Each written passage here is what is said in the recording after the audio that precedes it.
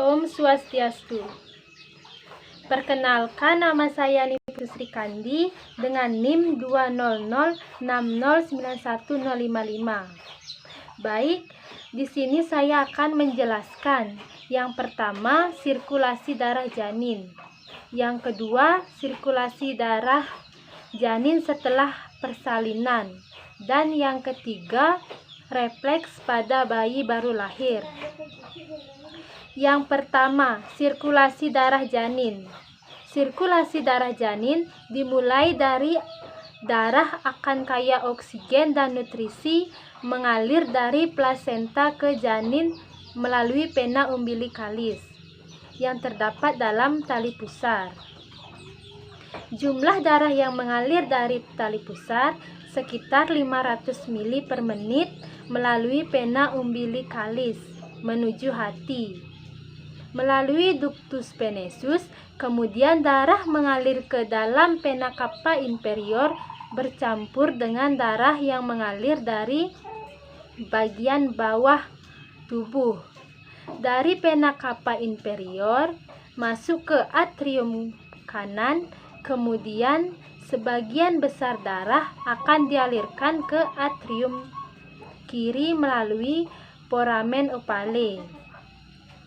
Sebagian kecil darah dari atrium kanan kemudian masuk ke ventrikel kanan bersama darah yang berasal dari pena cava superior. Dari darah yang berada di ventrikel kanan masuk ke paru-paru. Tetapi karena paru-paru belum berkembang, maka darah yang berada di arteri pulmonalis dialirkan menuju aorta melalui ductus ileosus Bothalli. Darah yang mengalir ke paru-paru untuk pertukaran gas dan untuk memberi kepada paru-paru yang sedang tumbuh. Darah yang di atrium kiri yang dialirkan ke ventrikel kiri ke seluruh tubuh melalui aorta. Selanjutnya, darah yang berada di aorta yang kaya karbon dioksida kembali ke plasenta melalui arteri iliaka, kemudian ke arteri umbilikalis untuk pertukaran gas. Selanjutnya, sirkulasi darah janin akan berulang kembali menerima nutrisi dan oksigen melalui ductus venosus Aranti menuju pena cava inferior yang kaya akan oksigen dan nutrisi. Yang kedua yaitu sirkulasi darah janin setelah lahir pada persalinan. Sebagian besar bayi lahir menangis, maka terjadi perubahan besar terhadap sirkulasi darah, yaitu yang pertama, paru-paru berkembang dengan sempurna dan langsung dapat berfungsi untuk melakukan pertukaran oksigen dan karbon dioksida. Akibat perkembangan paru-paru, terjadi perubahan sirkulasi darah, di antaranya arteri pulmonalis kini langsung mengalirkan darah ke paru-paru sehingga ductus arterior Bothalli akan menutup.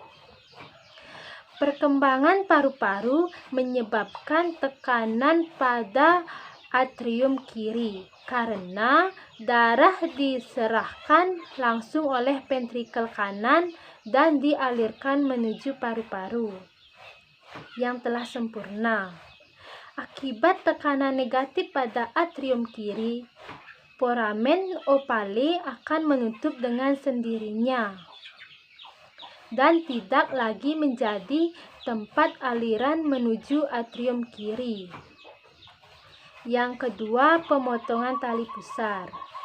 Tali pusar dipotong setelah bayi menangis dengan nyaring, sehingga akan menambah jumlah darah bayi menjadi 50%. Dengan dilakukannya pemotongan tali pusar, berarti perubahan sirkulasi pada bayi telah berubah menjadi sirkulasi orang dewasa. Yang ketiga, refleks pada bayi baru lahir, yaitu yang pertama, ada refleks blinking atau berkedip.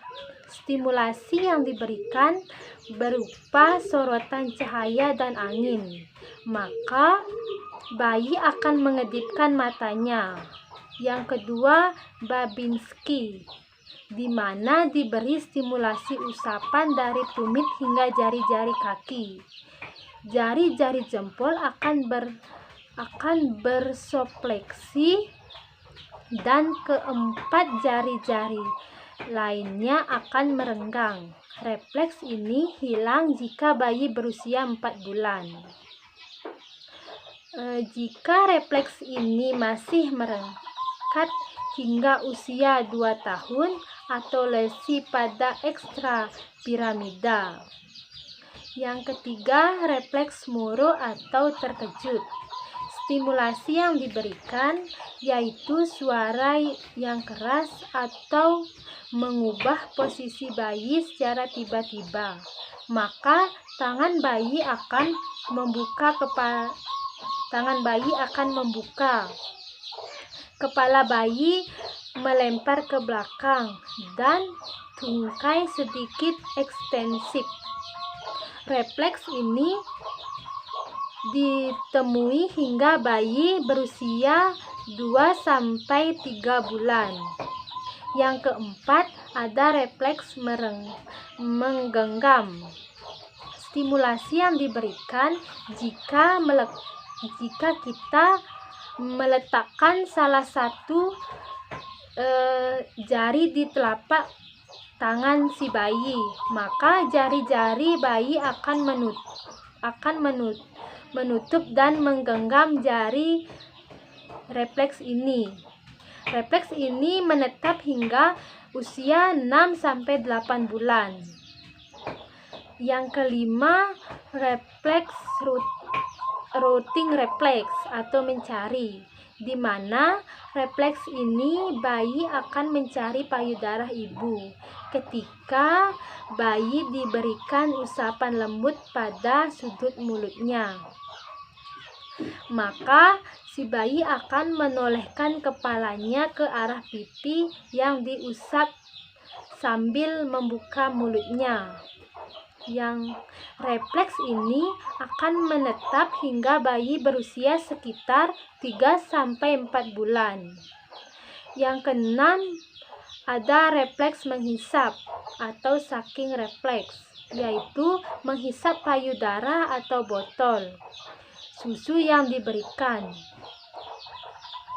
Refleks ini sering muncul 20-30 menit setelah bayi dilahirkan. Yang ketujuh, ada refleks tonik. Refleks ini merupakan tanda awal dari koordinasi antara kepala dan mata bayi. Ditengokkan ke satu sisi, maka tangan pada sisi yang sama akan memanjang dan tangan sisi lain akan ditekuk. Refleks ini sangat terlihat pada usia 2-3 bulan dan akan menghilang pada bulan ke-6. Baik, itu saja yang bisa saya jelaskan. Om Santi Santi Santi Om.